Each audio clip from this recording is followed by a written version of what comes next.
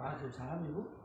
Baik Bapak, ini kan sebelum Bapak melakukan coaching ya dengan Bu Eva, ada beberapa pertanyaan yang ingin saya tanyakan ke Bapak selaku pengamat ini sih. Oh iya Bu. Gini Pak, yang pertama itu nanti kira-kira kompetensi coaching apa yang akan Bapak gunakan? Saya akan menggunakan coaching itu mendengar aktif, jadi mendengarkan saja. Oh, mendengarkan aktif ya. Jadi nanti kompetensinya tentang mendengarkan aktif. Kemudian kompetensi mana yang secara spesifik akan Bapak observasi pada saat yang saya observasi pada kegiatan ini yaitu kegiatan aksi nyata yang dilakukan oleh Ibu Eva. Baik. Lalu selanjutnya indikator ketercapaian dari tujuan pengembangan yang akan digunakan apa ya Pak ya? Indikator yang saya harapkan adalah dapat menemukan solusi untuk masalah-masalah Ibu Eva sehingga masalah tersebut bisa berjalan lancar dan bisa terbuka. Oke, baik. Nah, dari 3 pertanyaan ini sudah Bapak jawab dengan baik ya. Silahkan Bapak kalau akan melakukan coaching dengan Bu Eva. Oke, terima kasih Ibu. Sama-sama Bapak. Selamat siang Bu Eva. Selamat siang Bapak. Maaf Bu Eva kalau saya mungkin prediksi saya salah ya. Selama ini saya lihat kayak Bu Eva murung saja. Kayak saya lihat teman-teman yang lain setelah istirahat, setelah melaksanakan tugas, mereka kayak happy-happy, tapi saya lihat Bu Eva kayaknya murung aja sih. Kayaknya ada apa ya? Kalau saya boleh tahu. Iya Pak, ini saya lagi ada masalah nih Pak.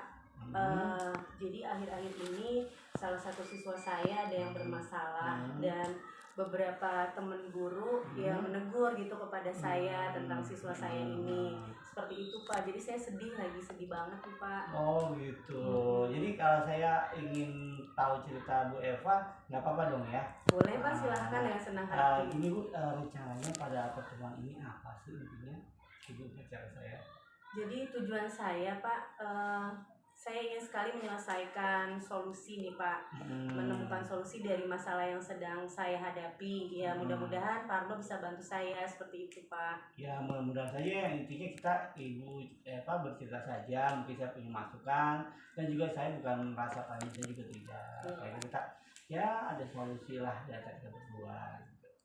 Siap Pak, terima kasih. Kira-kira apa ya Bu? Ceritakan saja. Iya, jadi gini Pak, saya punya masalah. Salah satu siswa di kelas binaan saya ini dia sering nggak masuk, kadang datang terlambat, seragam pun kadang tidak berseragam, kemudian rambut berantakan, banyak sekali masalahnya. Tugas beberapa kali tidak mengumpulkan sehingga beberapa pengajar bertanya kepada saya seperti itu, dan ternyata setelah saya selidiki gitu, anak ini punya masalah Pak. Masalahnya itu dia ayahnya sedang sakit, bapaknya itu punya penyakit gula dan kakinya itu sudah bengkak, sehingga ibunya yang hanya ibu rumah tangga ini ya tidak bisa berbuat apa-apa.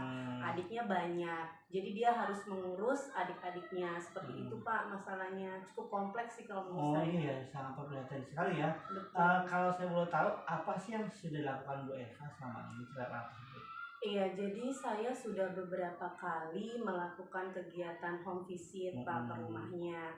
Dan pernah suatu waktu ketika saya home visit, si anak ini tidak ada di rumah. Saya tanyakan pada ibunya, malah tetangganya yang menjawab, katanya anak ini ikut ondel-ondel.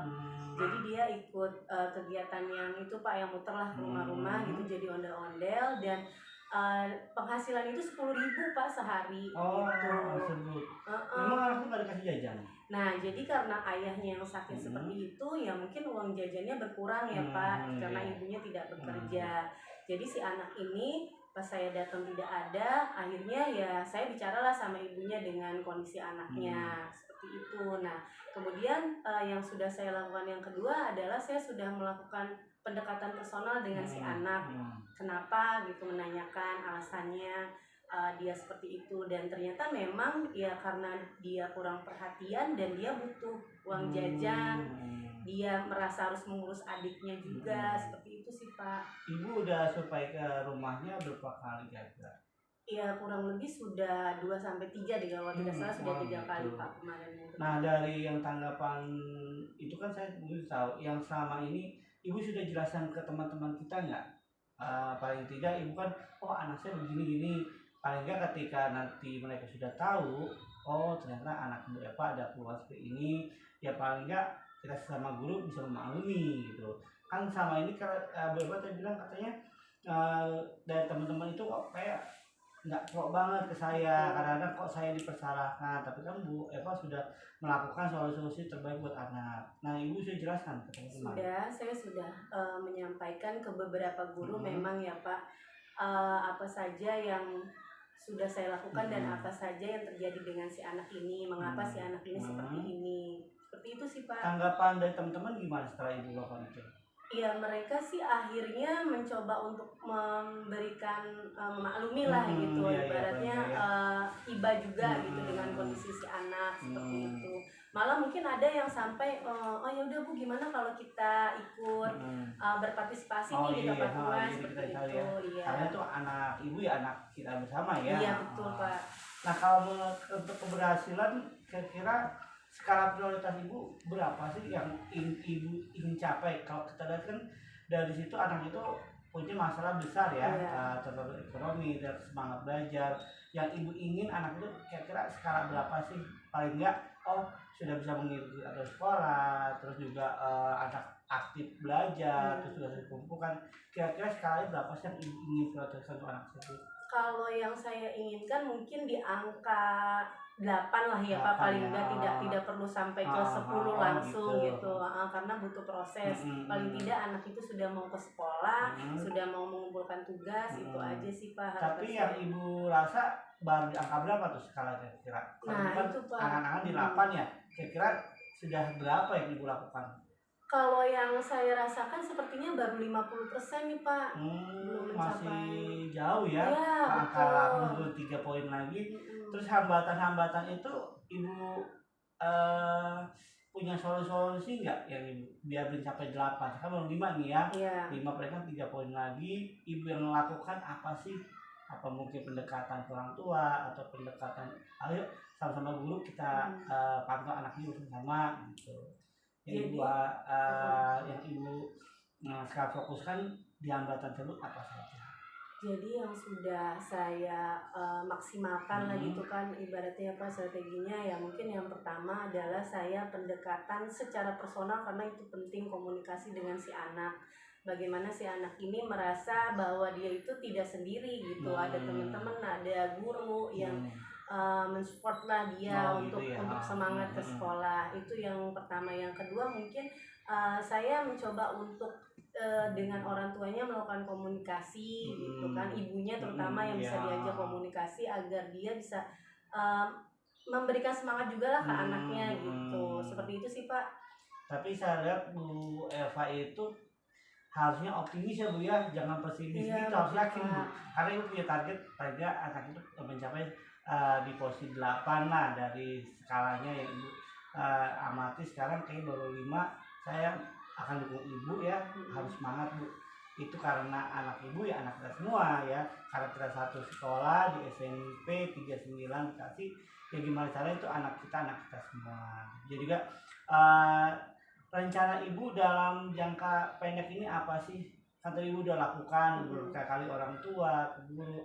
Yang Ibu ingin lagi dekat-dekat ini apa rencana Ibu? Iya, rencana saya sih yang terdekat ini saya mau komunikasi intens dengan guru BK nih Pak. Ibaratnya meminta bantuan lah. Mungkin kalau hanya dari posisi saya saja kurang maksimal. Oh iya bagus Bu dari guru BK. Iya, mungkin kan dengan bantuan guru BK saya bisa memaksimalkan gitu, bagaimana kondisi si anak seperti itu Pak. Iya memang kalau dari solusi dari guru BK, kita juga kan meskipun mengajar, kita sebagai wali kelas kan tidak selamanya tiap hari memantau anak itu ya, apalagi kita punya tugas di kelas-kelas yang lain.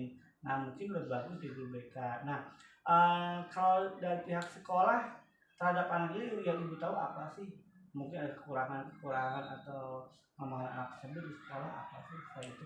Iya, itu mungkin secara ekonomi sepertinya Pak. Jadi secara ekonomi memang itu adalah faktor terbesar kelemahannya si anak ini. Maka dari itu saya meminta bantuan lah ibaratnya kepada teman-teman gitu kan, kepada teman-teman si anak juga di kelas seperti itu.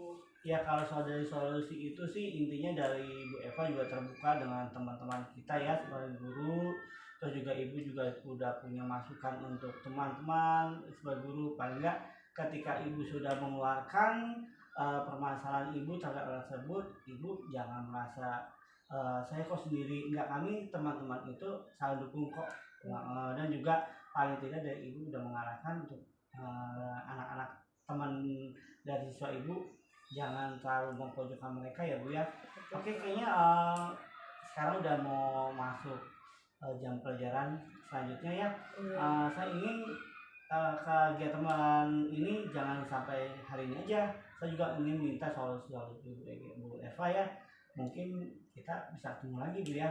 Iya Pak, mudah-mudahan sih saya juga mau diskusi lagi sama Bapak nih apa yang sudah saya lakukan. Nanti aksi saya apakah kedepannya itu tercapai atau tidak gitu tujuan yang diinginkan. Mudah-mudahan Pak Arno ada waktu lagi buat saya. Boleh, saya akan luangkan waktu untuk Bu Eva, dan juga itu kan masalah sekarang mungkin di masalahnya di Bu Eva. Betul. Tapi buat pembelajaran buat saya juga nantinya Bu.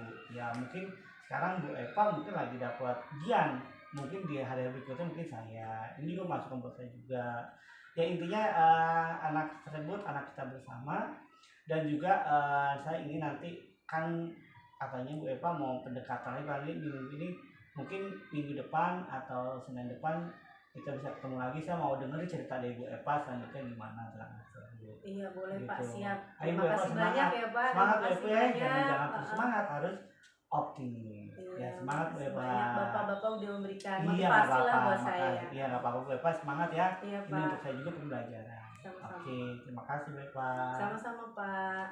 Ya. Baiklah, barusan wawancara dan coaching saya dengan Bu Eva. Mungkin permasalahan ini sangat kecil sekali ya. Mungkin di setiap sekolah pasti ada masalah seperti ini, dan juga mungkin pembelajaran buat kita. Nana sudah melakukan coachingnya sama Bu Eva, lancar ya Pak coachingnya? Alhamdulillah lancar sekali Bu. Baik Pak, nih setelah coaching nih, saya ingin menanyakan beberapa pertanyaan ya setelah melakukan. Kira-kira setelah melakukan coaching tadi, apa indikator keberhasilan yang Bapak peroleh sama proses?